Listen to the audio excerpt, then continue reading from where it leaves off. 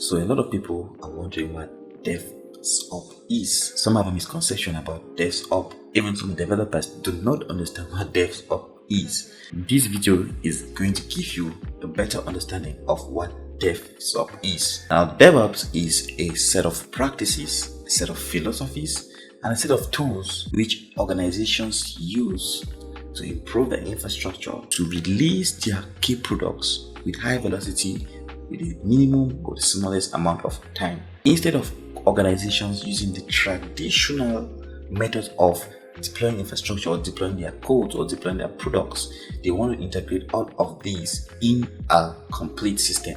And like I said, it's a combination of tools. So you have several tools that facilitate the DevOps process.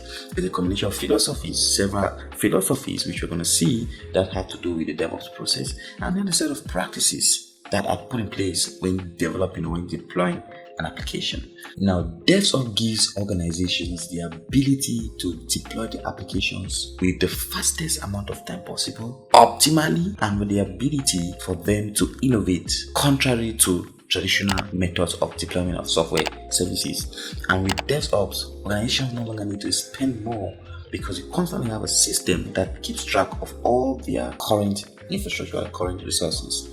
On one end, you have the company, and on the other end, you have a client. Between the company and the client, we have a delivery pipeline or delivery process. Now, this delivery pipeline, we're looking at a build where the developers code the infrastructure or code the application, maybe a banking application, a hotel reservation application, a customer service application. The developers code these applications with a particular coding language, perhaps C#, perhaps Java, perhaps React Native, whatever programming language, Python, whatever programming language the developers use. They use this programming language to code the infrastructure.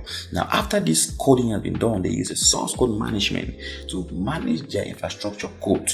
Now, when their code has been sent to a source code management, perhaps some organizations use GitHub as a source code management, some use GitLab, whatever the case. Now, once they send this from their company to a source code management, this source code now gets into a delivery process. Now, this delivery process, we are looking at a build where the code is built, tested for vulnerabilities, tested for security vulnerabilities, tested for perhaps based on a particular programming language, tested on the loopholes or the vulnerabilities basically that have to do with the code and how to optimally use the code or how to optimize the code. Now, from the build, we have the test, and from the test, we now deploy to infrastructure. Now, the deployment phase has to do with running your code on an application machine, for example, an EC2 instance, a compute instance, or a Microsoft VM machine, or using container services. Because you're going to see that we can equally use containers to deploy applications. So the deployment has now to do with you putting applications ready for the customers to have access to. So the DevOps process takes into consideration the company, the delivery pipeline, and the customers or the customer side. So those are the key elements which characterize the DevOps process. Now, this video is divided into 3 parts. The very first part, I'll give you an understanding of what DevOps is. The second part, I'll give you a key summary of some of the DevOps practices, and lastly, I'll give you some of the tools which you can use as a DevOps engineer.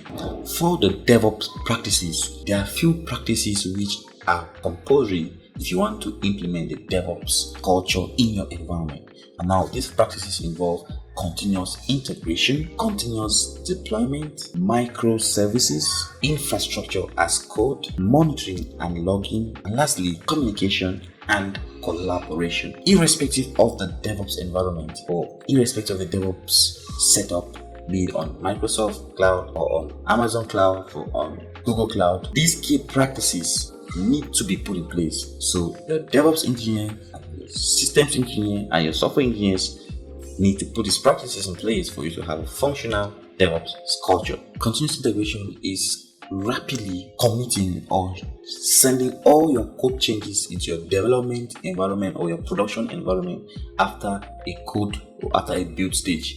So after building, continuous integration makes sure that immediately a change is made, it is automatically or rapidly committed to the testing and or to the production or staging, whatever environment which you have.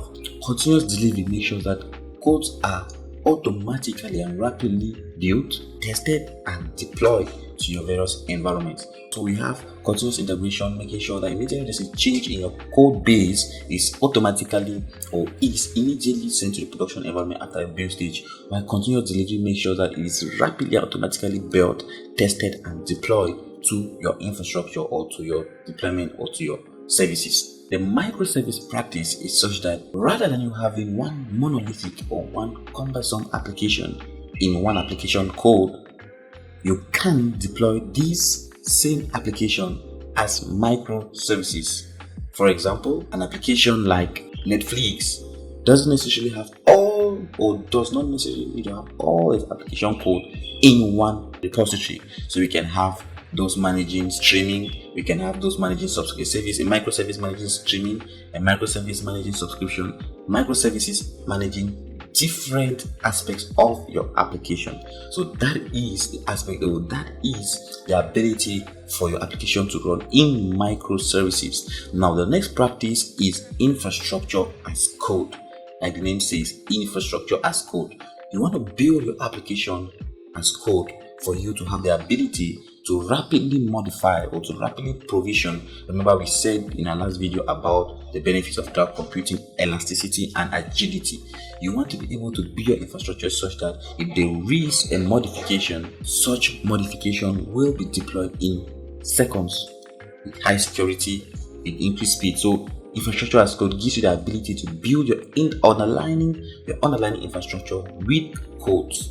Now for monitoring and logging, you want to make sure that you're running containers, all your production environments or your EC2 instances or whatever the case are currently healthy and active, because you don't want to deploy applications and customers are not able to access your application. So the process of making sure that your resources, your infrastructure are healthy is done with monitoring and evaluation, or through the monitoring and evaluation practice. So monitoring and evaluation practice ensures that your resources that are currently deployed or running or handling your infrastructure code are always active.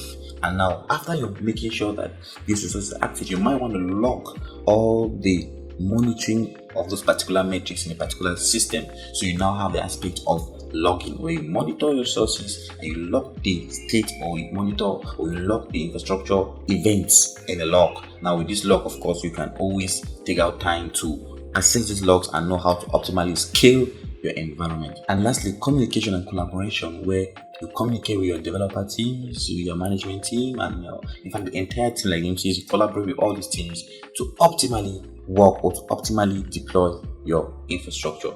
Now, based on the things, or the last part of this video is just giving some of the tools. Now, these tools are very important for you to learn as a DevOps engineer, because these are the tools that the industry demands for continuous integration and continuous deployment. If you're on Amazon, you might want to use Amazon CI/CD tools like code commit, code build, code pipeline, code deploy for continuous integration and continuous deployment.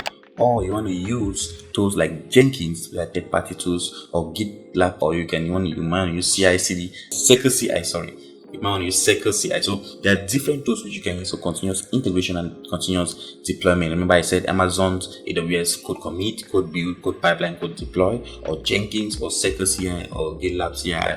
So these are different tools which you can use for your continuous integration and continuous deployment. Now, for microservices, you might want to use containers, and on Amazon, for example, you have Amazon Elastic Container Service, or you might want to use Kubernetes. Kubernetes is actually one of the most common currently used or high in demand skill for DevOps engineers. So Kubernetes enables you to orchestrate. Now, when we talk about microservices, you can build your application as different smaller components. And now you might want to learn a tool like Docker that will enable you to produce smaller images or smaller components of your application as images or as containers. And after you've provided those resources, you now want to scale them. So you use Docker for creation of images, and perhaps you now use Kubernetes or Elastic Container Service to orchestrate or manage these microservices.